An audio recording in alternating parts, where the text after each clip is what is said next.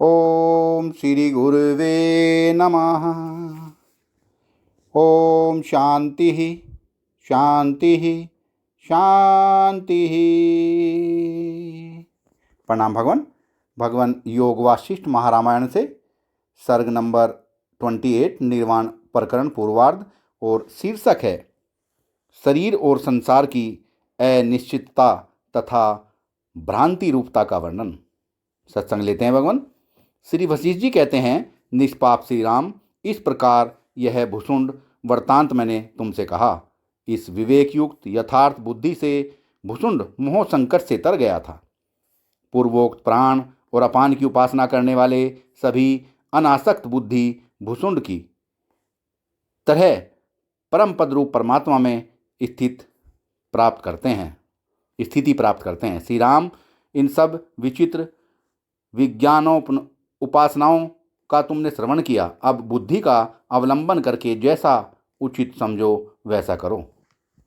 श्री राम जी ने कहा, भगवान, आपने जो भुसुंड का उत्तम यथार्थ तत्व का बोधक और आश्चर्यजनक श्रेष्ठ चरित्र कहा, उससे मुझे अत्यंत हर्ष हुआ। ब्राह्मण मांस, चर्म और अस्थि से निर्मित शरीर रूपी घर का जो आपने वर्णन किया है, उसकी किसने रचना की, कहाँ से वह उत्पन्न हुआ और किस तरह से स्थित हुआ और उसमें कौन रहता है। श्री वशिष्ठ जी ने कहा, राघव, परब्रह्म रूप परमार्थ तत्व को जानने के लिए तथा संसार के कारण रूप अनेक दोषों के विनाश के लिए मेरे द्वारा तत्वतः कहे जाने वाले इस उपदेश को तुम सुनो।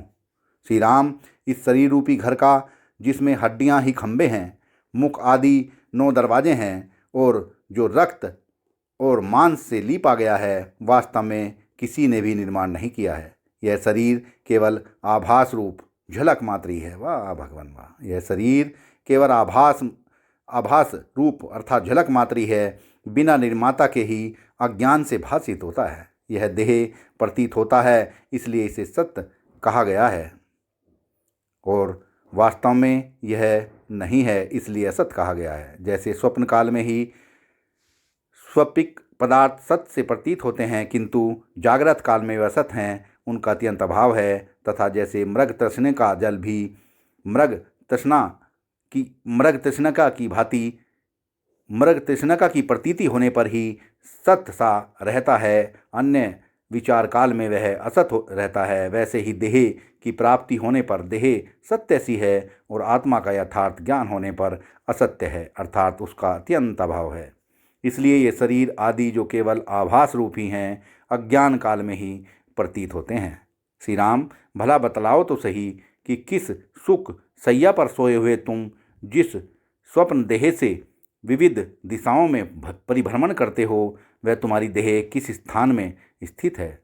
स्वप्नों में जो भी दूसरा स्वप्न आता है, उस स्वप्न में जिस देह से बड़े बड़े पृथ्वी तटों पर तुम परिभ्रमण करते हो, वह तुम्हारी देह कहाँ स्थित है। मनोराज्य के भीतर कल्पित दूसरे मनोराज्य में बड़े बड़े वैभवपूर्ण स्थानों में संकल्प द्वारा जिस देह से तुम भ्रमण करते हो, वह तुम्हारी देह कहाँ स्थित है, अर्थात कहीं नहीं।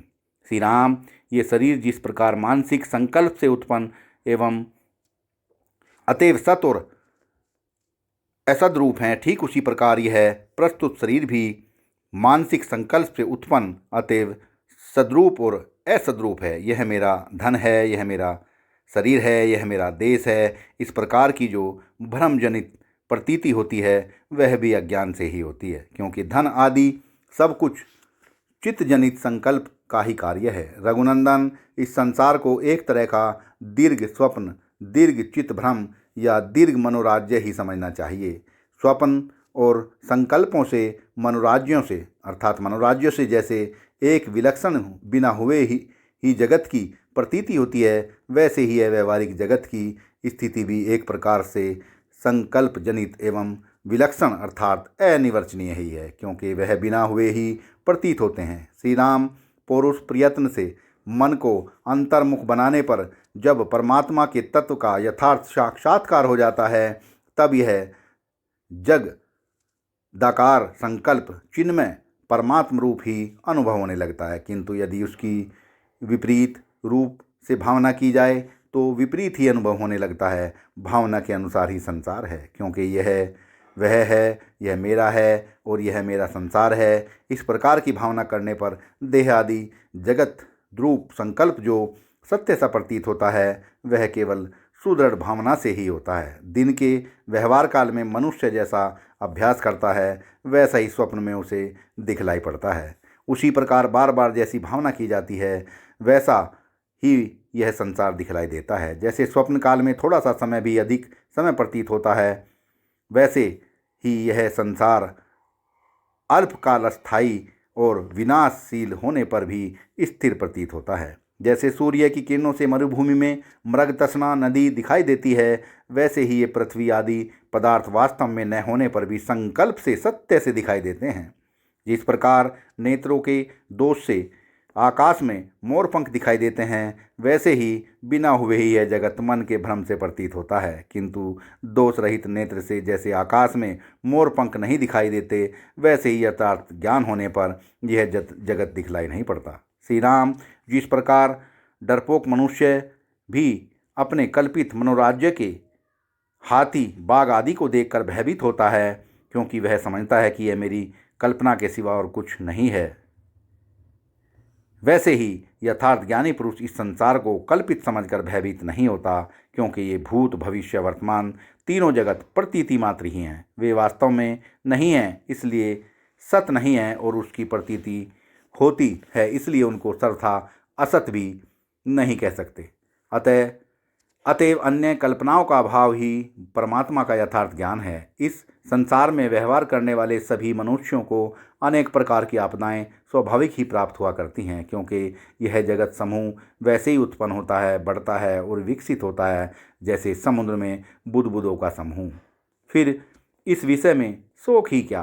परमात्मा जो सत्य वस्तु है वह सदा सत्य ही है, और यह दृश्य जो है सत्य वस्तु है वह सदा असत्य ही है। इसलिए माया रूप विकृति के वैचित्र्य से प्रतीयमान इस प्रपंच में ऐसी दूसरी कौन सी वस्तु है जिसके विषय में शोक किया जाए। इसलिए असत्यभूत इस संसार में तनिक भी आसक्ति नहीं रखनी चाहिए, क्योंकि जैसे रज्जू से बैल दृढ़ बंध जाता है, वैसे ही आसक्ति से मनुष्य दृढ़ बन जाता है। अतः निष्पाप श्री राम, यह सब ब्रह्म रूप ही है। इस प्रकार समझकर तुम आसक्ति रहित हुए इस संसार में विचरण करो।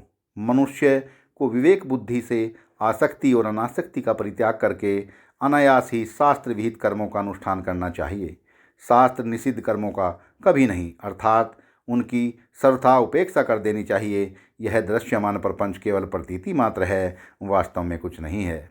यों जिस मनुष्य को भली भांति अनुभव हो जाता है कि वह अपने भीतर परम शांति को प्राप्त कर लेता है, अथवा मैं और यह सारा प्रपंच चैतन्यात्मक ब्रह्म स्वरूप ही है, इस प्रकार अनुभव करने पर अनर्थकारी है, व्यर्थ जगत रूपी आडंबर प्रतीत नहीं होता। श्री राम, जो कुछ भी आकाश में या स्वर्ग में अथवा इस संसार में सर्वोत्तम परमात्म वस्तु है, वह एकमात्र राग द्वेष आदि के विनाश से ही प्राप्त हो सकती है।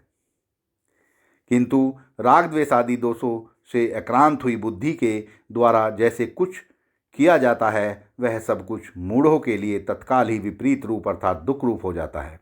जो पुरुष शास्त्रों में निपुण, चतुर एवं बुद्धिमान होकर भी राग द्वेष आदि से परिपूर्ण हैं, वे संसार में रंगाल के तुल्य हैं।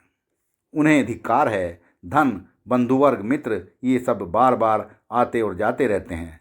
धन, बंधुवर्ग, मित्र ये सब बार बार आते और जाते रहते हैं, इसलिए उनमें बुद्धिमान पुरुष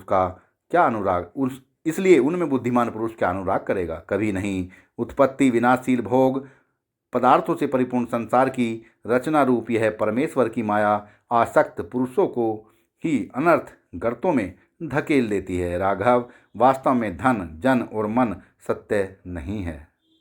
राघव, वास्तव में धन, जन और मन सत्य नहीं है, किंतु मिथ्या ही दिख पड़ते हैं, क्योंकि आदि और अंत में सभी पदार्थ असत हैं और बीच में ही क्षणिक एवं दुखप्रद हैं। इसलिए बुद्धिमान पुरुष आकाश वृक्ष के सदृश कल्पित इस संसार से कैसे प्रेम करेगा? वाह भगवान वाह, बहुत ही अच्छा सत्संग भगवान। सत्संग को विराम देते हैं भगवान। प्रणाम भगवान।